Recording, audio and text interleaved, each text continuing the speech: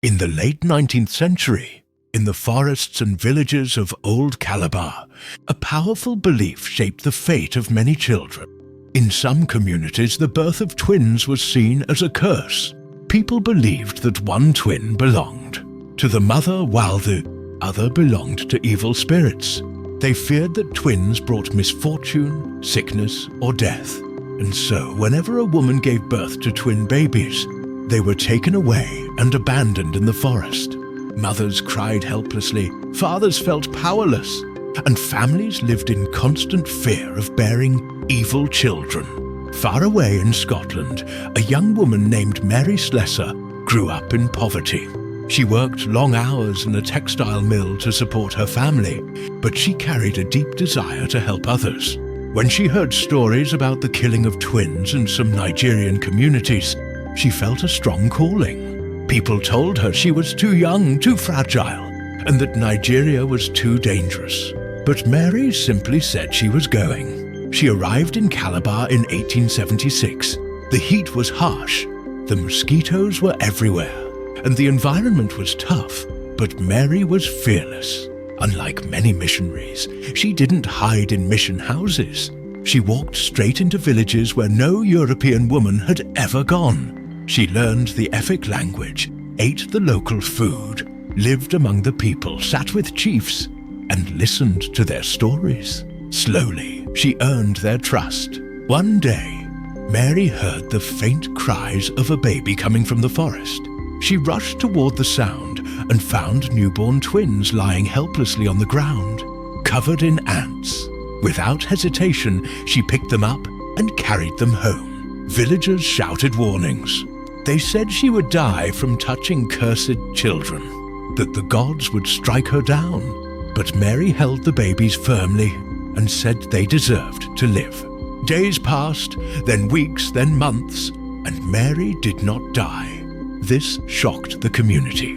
For generations, they believed that even touching twins brought death. Yet Mary was alive and well. Word spread quickly, and soon mothers who secretly wanted their babies to live began bringing their twins to her for protection. Mary built small huts to house them. Her home became a refuge for rejected and abandoned children. She raised many of the twins herself, feeding them, clothing them, and giving them a chance at life. The children she saved grew up to become teachers, traders, mothers, and leaders. Her compound was always filled with the sound of children laughing and playing. But saving babies was only part of her mission. Mary began confronting the belief system directly. She challenged elders and priests. She spoke to chiefs and communities, telling them that twins were not evil and that no curse would come to those who allowed them to live. Many resisted at first. Some threatened her, and others tried to scare her away. But Mary refused to give up.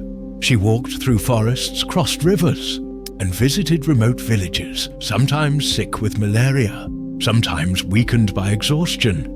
But she kept spreading the truth. Slowly, people began to believe her.